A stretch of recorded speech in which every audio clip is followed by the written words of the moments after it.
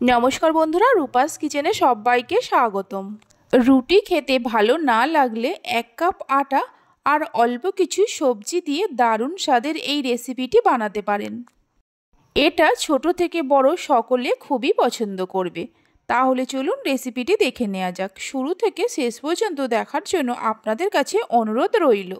সবার প্রথমে একটা মিক্সিং বোল নিয়ে নেব। তার মধ্যে দিয়ে দেব 1 কাপ আটা, ওজন হিসাবে 200 গ্রাম। আপনারা চাইলে ময়দা দিয়েও করতে পারেন। 2টো ডিম দিয়ে দেব। একটা বড় সাইজের পেঁয়াজকে কুচিয়ে নিয়ে দেব। দিয়ে দেব 1 মুঠো গ্রেট করা গাজর। অল্প কিছুটা পালং শাককে কুচিয়ে নিয়ে দিয়ে দেব। কিছুটা ধনেপাতা কুচি দেব। 2টো কাঁচা লঙ্কাকে কুচিয়ে নিয়ে দিয়ে দেব। ঝালের পরিমাণটা আপনারা চাইলে বাড়িয়ে কমিয়ে নিতে পারেন। 1 চামচের 3 ভাগের 1 ভাগ গরম মশলা গুঁড়ো দেব, সামান্য হলুদের গুঁড়ো, সামান্য ঝাল লঙ্কার গুঁড়ো, মানে 1 চামচের 3 ভাগের 1 ভাগ। স্বাদ মতো নুন দিয়ে দেব, সামান্য চিনি। এবার সব কিছুকে ভালো করে মিশিয়ে নেব। আপনারা চাইলে নিজেদের পছন্দ মতো সবজি ব্যবহার করতে পারেন।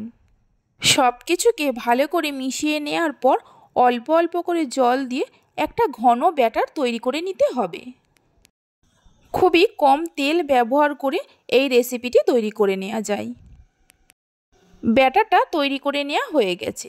দেখুন, এইরকম ঘন করে একটা ব্যাটার তৈরি করে নিতে হবে। ব্যাটারটা এক সাইডে রেখে দিয়ে গ্যাসের ওপর একটা কড়া বসিয়ে তার মধ্যে দিয়ে দেব অল্প করে তেল, মানে হাফ টেবিল চামচ সাদা তেল দিয়ে দেব। তেলটা কড়ার চারিদিকে ভালো করে লাগিয়ে দেব। তেল গরম হলে তেলের মধ্যে 1 হাতা করে ব্যাটার দিয়ে এইভাবে হাতা দিয়ে গোল করে দেব। আপনারা চাইলে তেলের পরিমাণটা আরও একটু বাড়িয়েও দিতে পারেন। এইভাবে গোল করে দেওয়ার পর গ্যাসের ফ্লেমটা লো টু মিডিয়ামে রেখে 1 থেকে 1.5 মিনিট এইভাবে রেখে দেব। এইভাবে 1-1.5 মিনিট রাখার পর দেখবেন ওপরটা অল্প করে শুকিয়ে এসছে। তখন এইভাবে উল্টে দিতে হবে। এইভাবে উল্টে পাল্টে গ্যাসের ফ্লেমটা লো টু মিডিয়ামে রেখে হালকা লাল করে ভেজে নিতে হবে। হাই ফ্লেমে কখনোই ভাজবেন না, তাহলে ওপরটা হয়ে যাবে আর ভেতরটা কাঁচা থেকে যাবে। হালকা লাল করে ভেজে নেওয়া হয়ে গেছে। এর থেকে আর বেশি লাল করব না।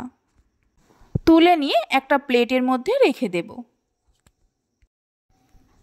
বাকিগুলো ওই একই রকমভাবে করে নেব। এইভাবে একবার রেসিপিটি বাড়িতে বানিয়ে দেখতে পারেন, খেতে খুবই ভালো লাগে। এটা চাইলে আপনারা বাচ্চাদের টিফিনের জন্য বা ব্রেকফাস্টের জন্য বানিয়ে নিতে পারেন। সব কটাকে তৈরি করে নেওয়া হয়ে গেছে। দেখুন কত সুন্দর হয়েছে, আর দেখুন কতটা নরম হয়েছে। দেখে নিশ্চয়ই বুঝতেই পারছেন। আজকে আমার এই রেসিপিটি যদি আপনাদের ভালো লেগে থাকে অবশ্যই একটা লাইক করবেন আর আমাকে কমেন্ট করে জানাবেন। ভালো লাগলে চ্যানেলটি সাবস্ক্রাইব করে পাশে থাকা বেল আইকনটি প্রেস করবেন। আপনারা সবাই ভালো থাকবেন, সুস্থ থাকবেন। ধন্যবাদ।